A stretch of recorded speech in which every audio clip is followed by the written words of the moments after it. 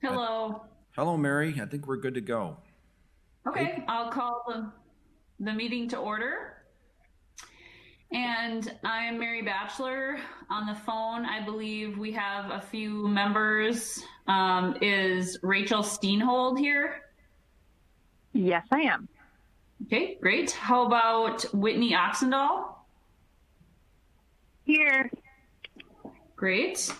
Carlos Hawley? No, Carlos is not here. Scott Bollier? he's out of town. Okay. Scott's not here. Carrie Peterson I am here. and Kristen Shipper. I'm here. Okay, great. We have all the ladies in attendance, so that is a quorum. We'll go ahead and let me pull up my agenda here. Will anyone entertain a motion to approve the order of the agenda? Chris Shipper, I'll make a motion to approve the order of the agenda. Thank you, Chris. Any seconds? Carrie Peterson will second that.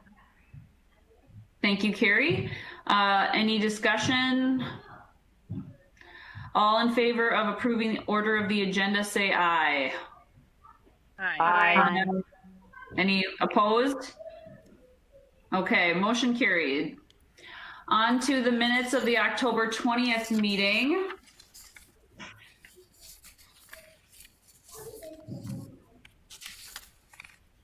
They are in our packet for review.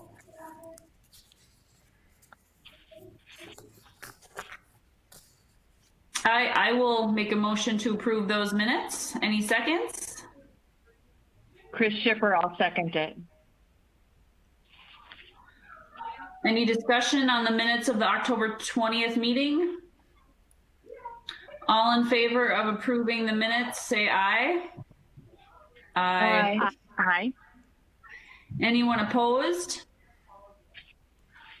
Okay, motion carries. The minutes of the October 20th meeting are approved. Let's move on to Sunny Brannick's staff report. So Sunny is not here today, so I will be doing his staff report. Okay, Betsy, staff report. Yeah, the LA1 position, I think is at the finance committee to get permission to hire before doing that. I think they meet in December next. For programming, again, all in-person programming has been suspended. For a full list of upcoming Fargo Public Library activities, visit our website. Children's, I'm just going to read a few of these. You have all of them in your packet. The Storytime to Go packets are very popular. I think they have either all been picked up or there are just a few left right now. They started yesterday. And then they'll go again on the 30th of November and the 7th of December. They're every other week. And then the week that there's not a story time, there's a crafts to go for kids. There is also the Didgeridoo Down Under. That is a virtual trip to the land called Oz when the Fargo Public Library presents the Didgeridoo Down Under. That is a interactive, educational, motivational, and super fun activity that we'll have access to, and you can do that whenever. It's not a specific time. I should clarify, it's the 22nd through the 28th of November, but you can do it anytime.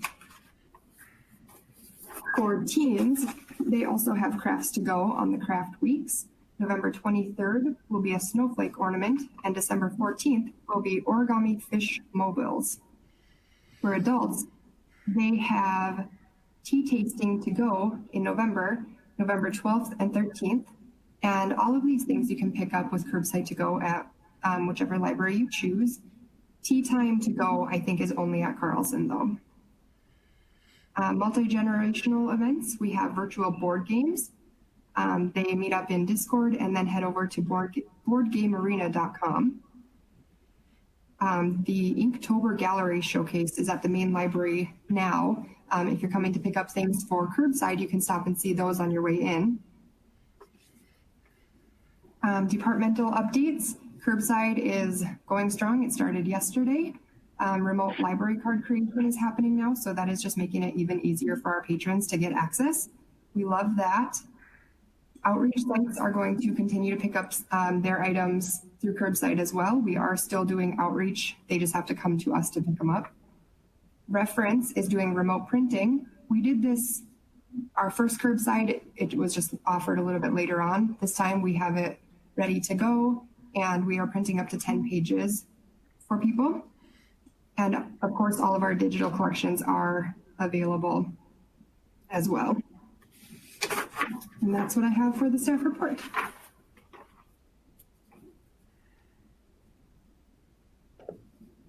Thanks. And it looks like the printing is free up to 10 pages. So that's neat. It is.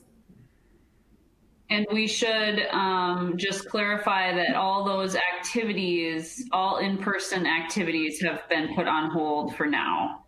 So that's why Betsy was talking about all the really cool things we got to go. And that's awesome that you guys are still able to offer so many great programs, even though we can't be there in person. Any questions about the staff report or comments? This is Whitney. I do have one question. Betsy, I saw the email go out about curbside pickup, and last time there was a lower number of holds. I think it was 10 that you could do, but I didn't see like the limit for number of holds, because usually you can put like 15 on hold. Is there a limit to the number of holds you can do, or is it 10 or 15? I am going to let Tim answer that. I know we've tried to keep holds the same as it was when we were open. Certainly we're going to monitor that if we need to take it higher. But on the initial, we tried to keep it holds the same as we had it. At least that's the last conversation that I heard in terms of that we were trying to keep holds the same as when we're open. But certainly, as all things 2020, there's always room for change as we go forward. Okay, thank you. That sounds like it's still 15. Okay, thanks, Tim. Anyone else? Okay, let's move on to Tim's director report. Yeah, and Betsy touched on it, obviously, and the big news, obviously, is us moving to curbside. And essentially where that came from, certainly at city cabinet meetings on consecutive Monday mornings, listening to the reports from public health in regards to the way the whole situation was trending in terms of infection rates, community spread, and also equally, if not more important, the level of hospitalizations and the impacts there.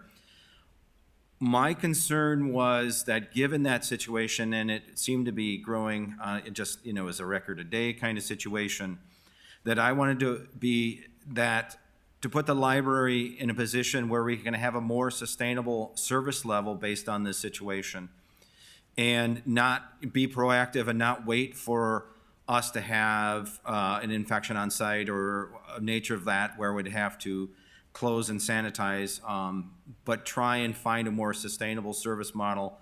So as of right now, as of this past Monday, as Betsy mentioned, all locations have gone to curbside, and certainly going forward, there'll be an ongoing discussion in terms of public health, city administration, library staff team, and just how the situation evolves. So again, it's trying to find that balance, trying to find a sustainable service model based on the situation, and not have our organization contribute to impacts on the health system, but more, in fact, to try and find that model that protects both staff and patrons. So that's kind of the thought process that went behind that, and going forward, obviously continue to monitor things in conjunction, again, with public health, the city administration, and the library admin team. If anybody has any questions in regards to that move or the discussion, I'm more than happy to try and answer your questions.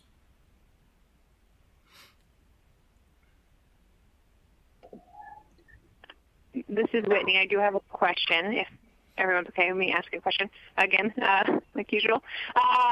So I had a question about for individuals experiencing homelessness. What kind of work are you doing with the like Gladys Ray and shelters, just to make sure people have, some people use the library to go and stay warm during the daytime. What kind of communication are you having with those services in town? Well, certainly we have a direct communication with Jillian Gould, our homeless outreach person, and they're doing what they can to get obviously the old PD building up in terms of both COVID quarantine and an engagement center. So they're in the process with that. So Jillian and the folks from Homeless Outreach are just a call away for us. And certainly we will be utilizing that as we grow into the colder months. If we run into a situation where you see somebody that's really, it's either, they're coming to the library because they don't know or what have you, we can have that communication and have mobile outreach come and get them and give them an opportunity to find another place to stay. Based on that. And we have a strong communication because obviously we have Jillian on board, which has been good. We've had her on board for about 5 years now, so that's our way forward on that. Okay, because they've been discussing the downtown day center for people, like a drop-in center. Do you know when that's opening? Is there is that December or sometime where people will be able to go instead of the library? Or do you know about that? Well, the discussion, and again, that's through Gladys Ray, and they're working on, again, the old police station that's up the street a ways from us, the main library. And the last discussion I had with Jillian, it's supposed to be sometime, maybe December. Again, I'm not privy to all their decisions or how they're working through it. But I know they have to hire the folks to work there, and that takes time, and so they're working through that process. So that's as much as I know in regards to that. Okay, and I know it's not the library's responsibility to house people during the day, but it's great to have that backup for people who have used the library in the past with a place to go during the day. So thanks, Tim, for staying in communication with Jillian on that. Oh yeah, absolutely. And the rest of the stuff per my report you can see there, and it's pretty straightforward.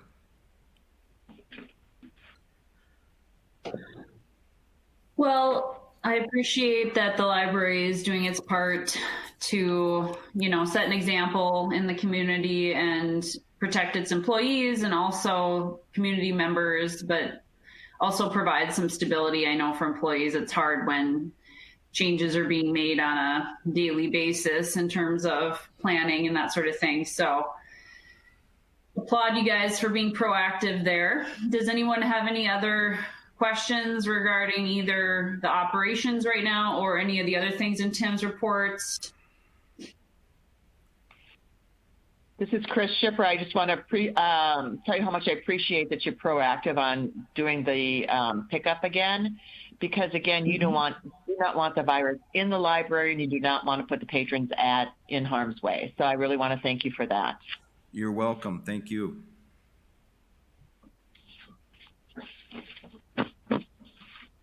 Okay, great. Well then, number 5 is unfinished business. It looks like we do not have any of that. So we can move on to number 6, new business. First is the 2019 impact reports. That was published recently, and the library board got some copies in the mail. So great document that kind of goes through the things that the library did in 2019. Seems like such a long time ago now. But I know Tim would like to talk about that. So take it away, Tim. Right. And this is a document. It started out as an annual report, and it came out in a previous strategic plan, something that we identified that would be beneficial. And certainly we've refined it over the years, and a lot of kudos need to go out to Melissa Duncan, our community relations specialist, that did a lot of work on this. And essentially, we try and find a, engaging, colorful, lively kind of synopsis overview of what the library does across the board, across the age groups, the number of partners in this community that we we partner with. And essentially what we've done with this, and will continue to do with this, is certainly all donors get a copy of this via mail, and also both our local state officials and local elected officials all get a copy of this as well.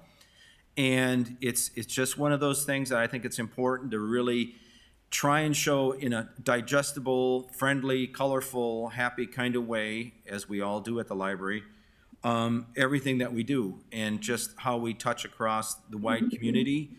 And it's always a fun thing to have. And again, this one is looking at kind of the 10-year theme, obviously going back to the 10-year anniversary opening of the main library downtown, and kind of looking at growth and change over that.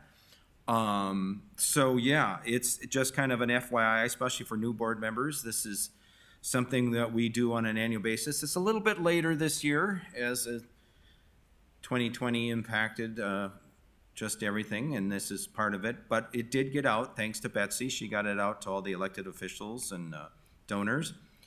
And the board members all get a copy. Our friends group, when they meet, they get a copy as well. So yeah, we always try and make this available to our library board and our elected officials and our donors. And obviously when we had community engagement programming to be out in the community, we'd had copies of this available as well, such as business after hours, what have you. So yeah, that's 2019 in a nutshell, if we can remember back that far. And we'll look forward to seeing what the 2021 looks like. It'll be fascinating. That was my thought exactly. Well, I think it's a really appealing, and like you said, it's nicely digestible to kind of just get an idea of all the things that the library does, community engagement. I thought it was neat from a historical perspective, the top circulated items in 2019, the titles, that's kind of cool to look back on that. Yeah, I think it's a beautiful publication. You guys did a great job, and really nice way to provide, all the things that the library does for the community, for people to understand that. So nice work. Does anybody have any comments or questions about that report? This is Chris Shipper. I just had to throw this in. I was actually on one of the original focus groups when they were going to tear down the old library and rebuild this new one. It's hard to believe that's already been 10 years ago that this one has been enforced. But at the time, they were talking about moving it maybe to 13th Avenue, which at the time, and probably still now, is more the center of town than our downtown is. And I was just pretty adamant, even at that time, that I wanted the library to stay right where it was. And it did. And it did, yes. Good choice. Yeah, downtown, it's definitely an asset to downtown, that's for sure. Anybody else?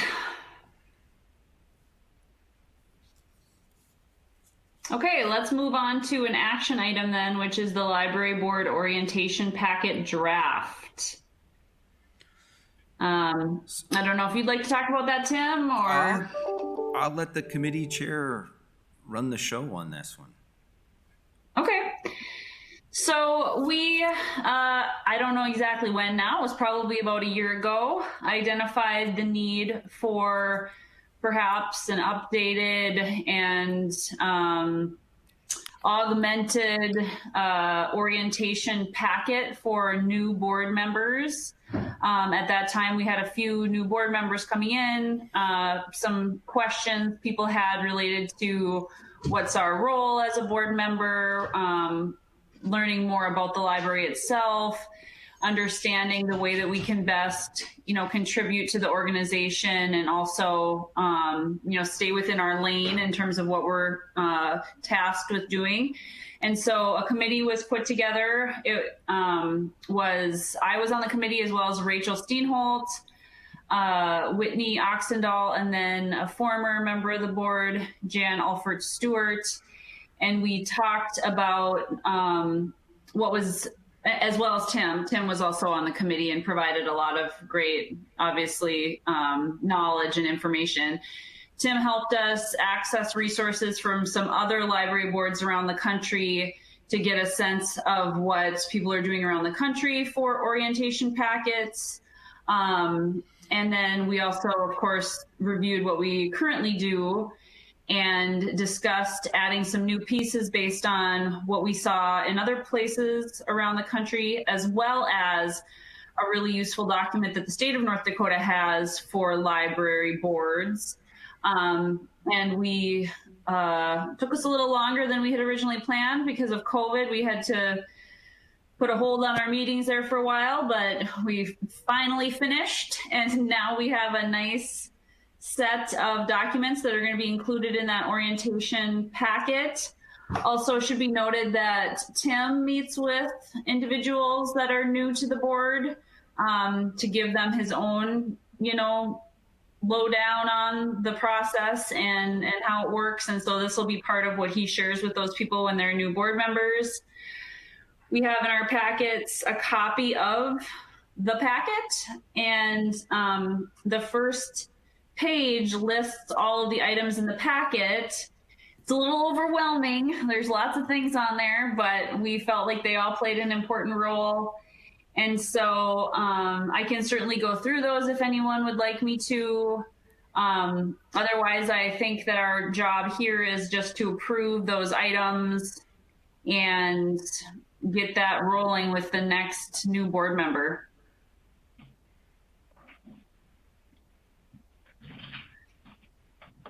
Carrie Does anybody Peterson have moves to approve. questions, or do you think I need to read through the items, Tim? I'd just say if there's other committee members that want to mention anything or add anything to your comments, and then kind of ask questions from there. Okay, sounds good.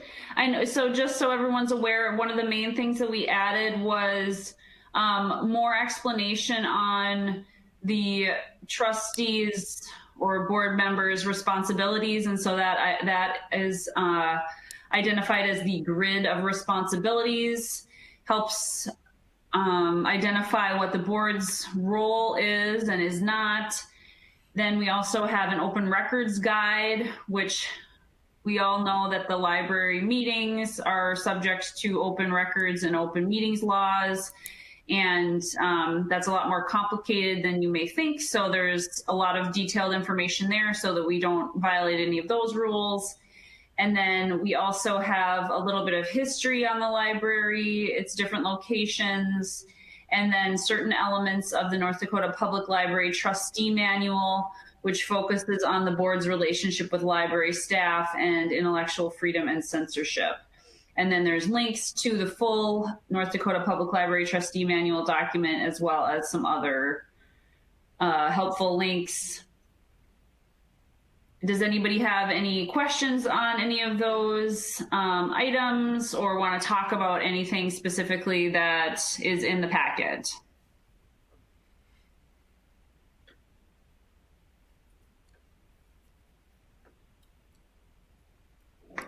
If not, I think we can just go ahead and vote on adopting that.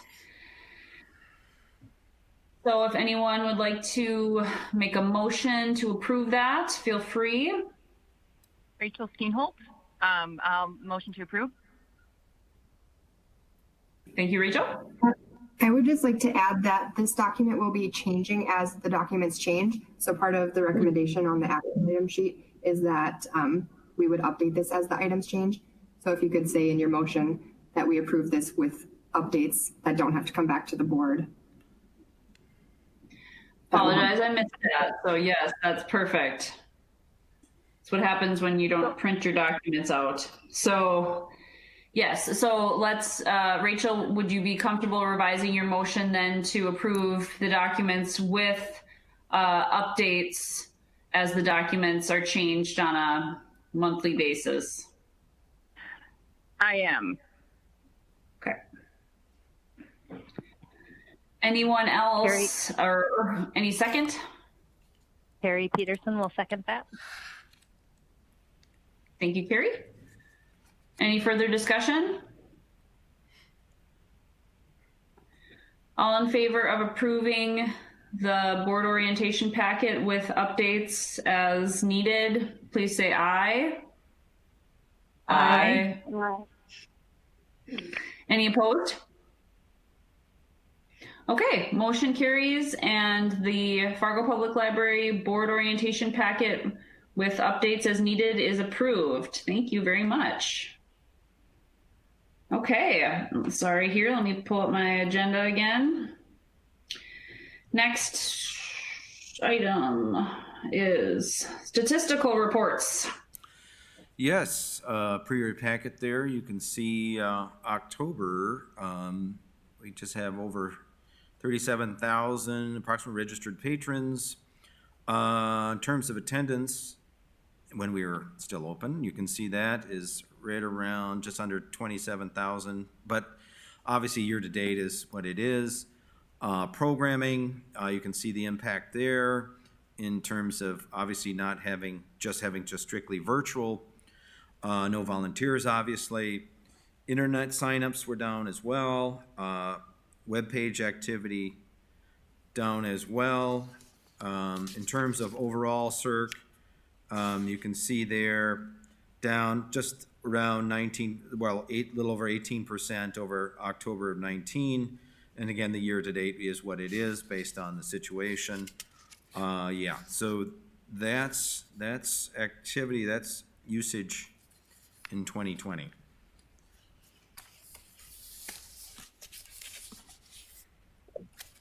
Sounds good. Any questions, comments? Obviously, the year over year is not particularly meaningful at this point, but it's good to see that we're still chugging along. If not, then let's move on to the October financials. Yeah, looking under the donation summary, you saw in October we got $10 from Eric Oberoy in memorial of Paul Richard Wake, and that's like a monthly that comes in, which is awfully nice from the gentleman. On the expenditure side, you saw $1,228. That was for one book, one community advertising. So thank you to the Friends. Big thank you to the Friends for doing that for us. That's the only activity on the donation side. In terms of overall budget, through October, that is with 83% of the budget elapsed, or the budget year, excuse me, looking at just under 77% expended, obviously monitoring to the end in regards to that. And revenue, you can see we're looking at just over $15,000 in terms of revenue.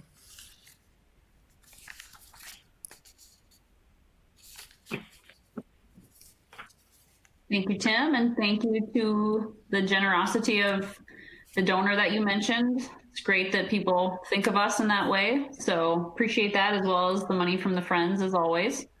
Does anyone have any questions about the financials? Okay. Statistical reports are completed. The next item is a Friends of the Library report. I don't think that any Friends are on the line. Is that correct? That is correct. Okay. On to public comment. Is there anyone there, Tim? No public is here. All right. Then that brings us to our next regular meeting is December 15th. Hard to believe that'll be the final meeting of 2020. How interesting. Okay, I'll go ahead and adjourn this meeting. Thank you, everyone. Happy Thanksgiving. Thank you. Thanks, guys. Happy Thanksgiving.